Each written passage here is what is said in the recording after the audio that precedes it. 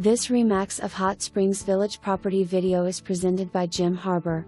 Nice 3-bedroom and 2-bath home in Lake Coronado neighborhood. New roof February 2024. Kitchen has breakfast area.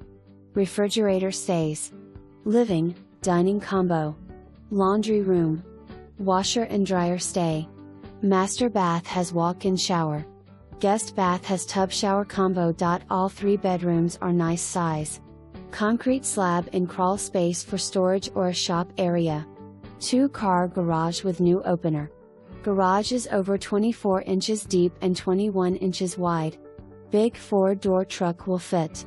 No property disclosure available.